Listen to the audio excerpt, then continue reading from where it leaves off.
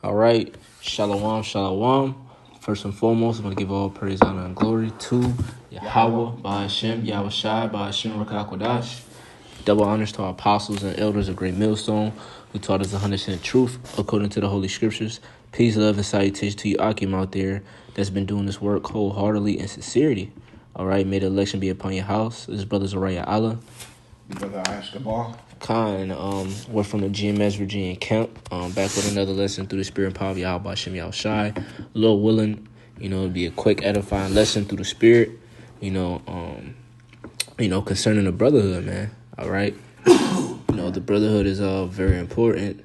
We was just, talking through the spirit, speaking about, certain different testimonies, how, brothers are supposed to be there for one another, because of the hell that we're going to be catching and the hell that we're catching now. So we're going to open up with the book of Sirach, the second chapter. You can go ahead and read it out. Come. The book of Sirach. The book of Sirach, chapter 2 and verse 1. Mm-hmm. Come.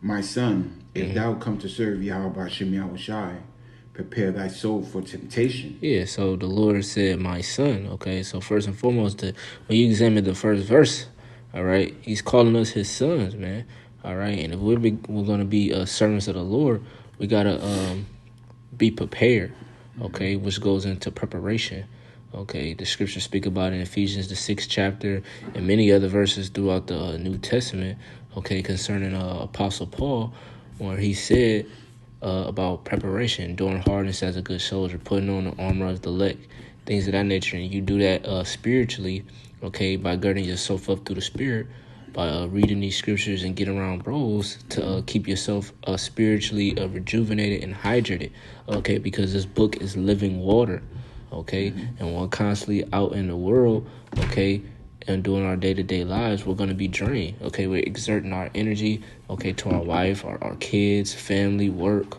okay, other demons, that's constantly on us, okay? And we have to make sure we have enough energy and enough spirit to do this work and get around bros, man. Go ahead. Right. Verse 2, set thy heart aright. Yeah, so get your mind right, because it says thy heart. Because heart, when you're going to the word heart in the Hebrew is lab, which means your mind. So you have to get what they say in the world, you get your game right, get your mind right, man. Okay? So we in this battle, so our minds have to be fully right. Apostle Paul spoke about in the time of, he said, be as though if you have wise, be as though you have none. Why? Because in the time of battle, you constantly worry about your wife and you worry about things back home. It's going to get yourself killed because you're not focused on what's in front of you. And what's in front of us. There's truth and things unfolded in prophecy. And if we're not constantly, looking forward to these things, we're going to get knocked off our high horse, man. Go ahead. Set thy heart aright and constantly endure. Constantly. Don't mean just endure this day and the next day give up. No, you gotta constantly endure. It's a day-to-day thing. The Elderman out the Zakbak went into a lesson how you have to this truth is a daily grind. So you have to constantly grind. You have to do this work vigorously, which means non-stop, okay, repetitive. Go ahead. Come.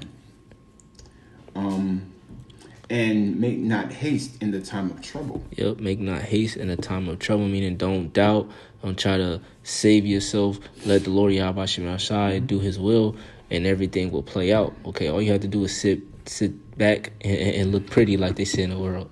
Sit back and enjoy the ride. But you got to endure it, man. You can't be soft about it and bitch up, Come, got a precept. Go ahead, Proverbs 3 and 5.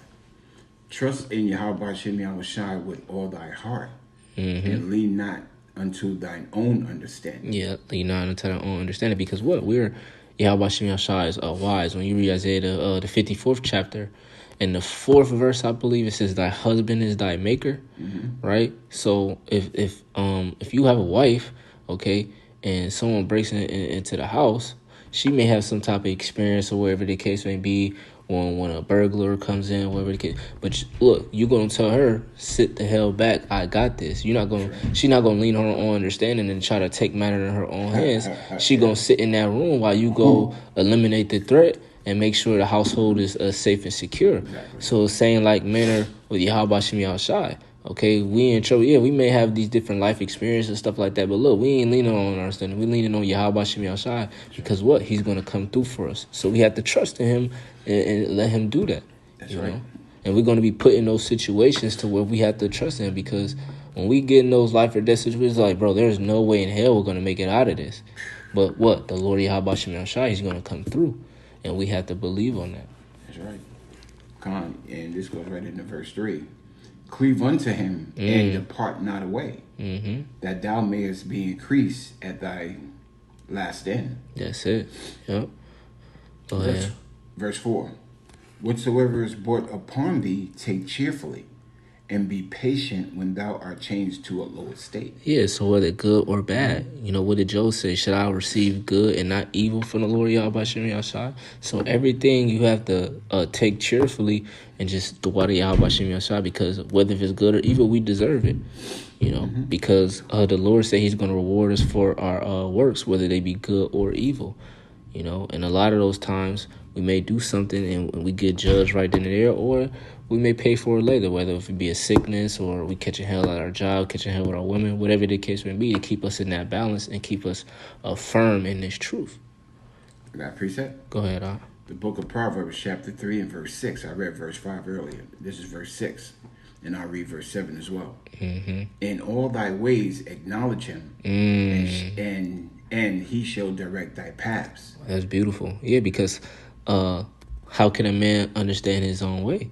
Because the Lord, directed his steps. So we have the knowledge, Yahweh Shem Yahushai, in everything that we do, because He's the Father of spirits. So we doing the work and we all feeling good in the spirit, we got to say the water Yahweh Shem Yahushai. That's right. Or when we ain't catching hell, we're feeling low in the spirit, but we still alive and still be able to do the work. Hey, the water Yahweh Shem Yahushai. Because what did the Apostle Paul say? He says, I know how to be abased and I know how to be high, roughly paraphrasing. Yeah. So it's a balance. One day you're going to be feeling really high in the spirit. Some days you're going to feel low. Verse 7. The book of Proverbs 3 and 7. Be not wise in thine own eyes. Yeah. Fear Yahweh Shem Yahushai and depart from evil. Yep. So depart from evil, take away that pride, and don't be high-minded, man. When we start to feel that high-minded spirit, hey, creep up on you, got to rebuke it and just like, you know what? Look, I ain't shit. I'm still a slave. I'm still in this captivity, but at the end of the day, I'm still the son of God. So let me do the work that the son of God is been called to do, which is, the elect, which is feeding the sheep, doing the things that's commanded of Him, and building himself in the spirit and preparing himself, man. Go ahead, Verse 5. The book of Sirach, chapter 2 and verse 5. For gold is tried in the fire, and acceptable men in the furnace of adversity. Acceptable man,